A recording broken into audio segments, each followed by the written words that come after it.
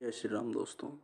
हम पढ़ रहे हैं डिजिटल इलेक्ट्रॉनिक्स और चैप्टर नंबर है 5 काउंटर्स। तो काउंटर्स हम यूज़ करते हैं जो हम क्लॉक लगाते हैं ना फ्लिप फ्लॉप में, उसके नंबर ऑफ क्लॉक्स को काउंट करने के लिए हम काउंटर का यूज़ करते हैं। और इन काउंटर्स को ही हम फ्रीक्वेंसी डिवाइडर सर्किट भी बोलते हैं। और टाइप्स ऑफ काउंटर्स होते हैं हमारे synchronous counter and asynchronous counter. अब इनमें डिफरेंस देखते हैं।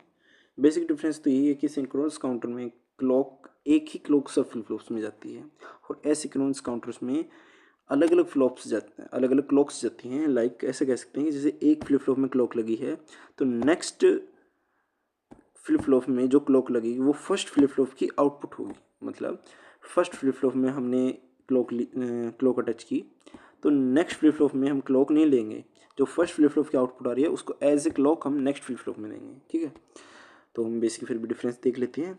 Synchronous counter all the flip flops are connected with same clock, जैसे कि मैंने बोला।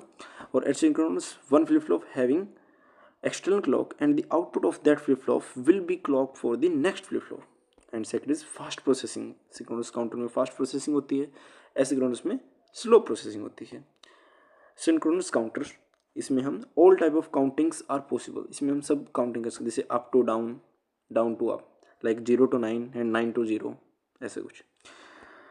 एंड इसमें एसिंक्रोनस में generally up and down counting are possible.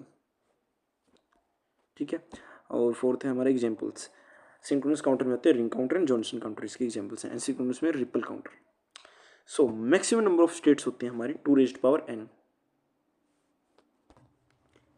n is number of flip flops, जो हम फ्लिप फ्लॉप्स लगाते हैं सर्किट में, वो कितने हैं। ठीक है, और mode is number of states used by counter. तो आगे हम देखेंगे क्वेश्चंस में भी कि मोड हमें बताता है कि कितनी स्टेट्स एक काउंटर यूज़ कर रहा है। ठीक है, तो हमारे पास एक क्वेश्चन है, question number 1, mode 10 counter find number of flip flops. हमारे पास मोड 10 काउंटर है तो हमें फाइंड करना है कि हमारे कितने फ्लिप फ्लॉप्स होंगे। तो इसका फॉर्मूला हम लगाते हैं, m इज लेस देन और equal to 2 raised power n। अब n क्या है हमारा 10। ठीक है, तो हम यहाँ फॉर्मूला लगाएंगे, n इज ग्रेटर देन और equal to log 10, n equal to log 2 that is 10, n equal to क्या गया 3.32 दैट इज समथिंग 4।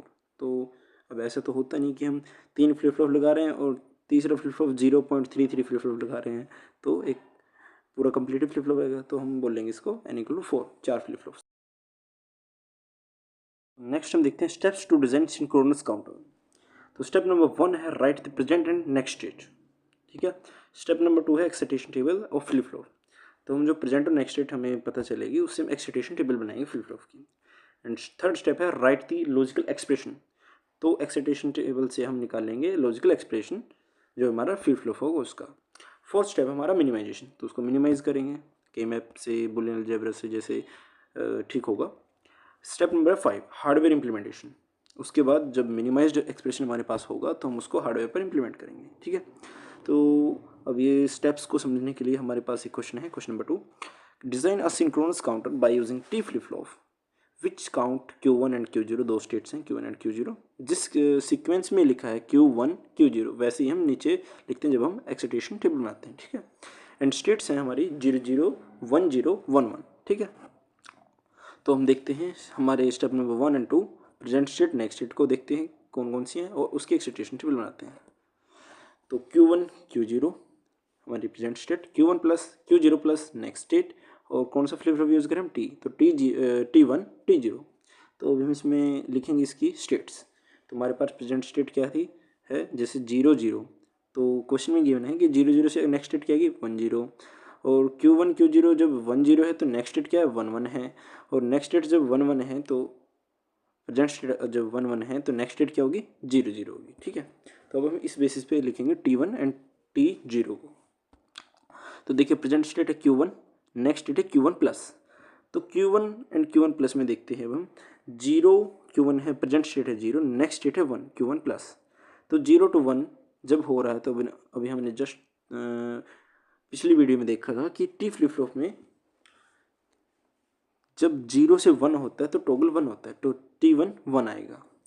आगे हम देखते हैं Q1 प्रेजेंट स्टेट पे है 1 एंड Q1 प्लस पे है 1, तो 1 से 1 सेम स्टेट है तो T1 क्या आएगा 0, उसके बाद Q1 है 1, प्रेजेंट स्टेट 1, Q1 प्लस है 0, मतलब नेक्स्ट स्टेट है 0। तो 1 से 0 हो रहा है टॉगल, तो T1 1 आएगा। तो T1 की क्या क्या आउटपुट बन गया, कोलन बन गई इसकी 1 0 1। अब हम देखते हैं Q0 के लिए और T0 के लिए बेसिकली। सो Q0 प्रेजेंट स्टेट है, Q0 प्लस हमारी है नेक्स्ट स्टेट। सो Q0 1 है और Q0 प्लस है 0, तो प्रेजेंट स्टेट 0, नेक्स्ट स्टेट 0, तो टॉगल नहीं होगा, तो T0 0 आ जाएगा। अब Q0 है 0 एंड Q0 प्लस है 1, तो 0 to 1, तो टॉगल हो रहा है, तो T0 आएगा 1। अब इसके बाद देखते हैं Q0 प्रेजेंट स्टेट है 1, Q0 प्लस नेक्स्ट स्टेट है 0, तो 1 से 0 कन्वर्ट हो रहा है, तो यहाँ पर भी टॉगल हो रहा है, तो T0 1 आएगा। तो T0 की आउटपुट क्या बनेगी 0 1 1। अब हम इसकी T1 एंड T0 का लॉजिकल एक्सप्रेशन फाइंड करेंगे, स्टेप नंबर 3 और स्टेप नंबर 4 इकट्ठा लिखेंगे, ठीक है। तो T0 T1 and T0, T1 कब आ रहा है, T1 आ रहा है जब Q1 एंड Q0 दोनों 0 हैं, मतलब Q1 bar Q0 bar plus Q1 and Q0, ठीक है। और इसको क्या बोल सकते हैं, Q1 bar and Q0 bar plus Q1 and Q0 क्या बोल सकते हैं हम, एक्सनोर गेट। तो इसको बोलेंगे T1 equal to Q1 XNOR Q0। अब हम देखते हैं T0 के लिए, T0 2 पे 1 है, इस पे है Q1 पे 1 एंड Q0 पे 0 एंड Q1 पे 1 एंड Q0 पे 1, तो क्या बन गया Q1 Q0 बार प्लस Q1 Q0। तो इसमें हम देखेंगे, इसमें हम क्या कर रहे हैं कि Q1 को अगर हम कॉमन ले लें तो Q0 बार प्लस Q0 बचेगा। तो जैसे कि हमने और लो में पीछे पढ़ा था, बुलियन अलजेब्रा चैप्टर में, सेकंड चैप्टर में हमने और लो देखा था। और लो में क्या होता है, ए बार प्लस ए इक्वल टू क्या होता है 1। तो अगर मैं Q1 यहाँ से कॉमन ले लूँ, T0 का एक्सप्रेशन की बात कर रहा हूँ मैं, T0 equal to Q1 Q0 bar plus Q1 Q0। तो इसमें से अगर Q1 में कॉमन ले लूँ तो Q0 बार प्लस Q0 बचता है, और Q0 bar plus Q0 equal to होता है 1 अकॉर्डिंग टू और लो। तो T0 इक्वल आ जाएगा Q1, ठीक है। तो स्टेप नंबर 5 देखते हैं हम, हार्डवेयर इंप्लीमेंटेशन। तो इसके लिए में क्या, दो फ्लिप फ्लॉप चाहिए, T1 एंड T0। तो पहले लगाएंगे हम T1 अकॉर्डिंग टू जैसे हमारी स्टेट्स थी Q1 एंड Q0, तो वैसे ही T1 T0, ठीक है। यहाँ सिंक्रोनस काउंटर की बात हो रही है, तो क्लॉक एक सेम क्लॉक जाएगी दोनों फ्लिप फ्लॉप्स में, ठीक है।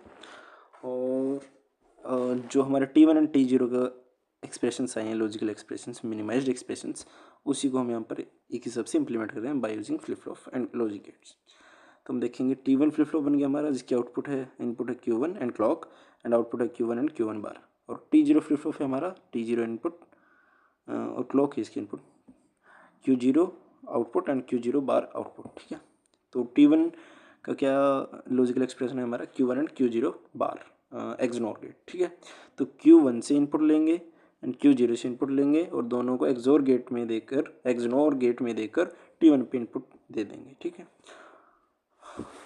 एंड T0 पे इनपुट कहाँ से आ रही है, Q1 से आ रही है, ठीक है। तो Q1 से T0 पे इनपुट दे देंगे, इससे हमारा ये सर्किट बन जाता है और हार्डवेयर इंप्लीमेंटेशन हो जाती है टी फ्लिप फ्लॉप की, ठीक है। यहाँ पर हमारा टी फ्लिप फ्लॉप कंप्लीट होता है ये क्वेश्चन। आगे हम देखेंगे एसिंक्रोनस काउंटर पे क्वेश्चंस।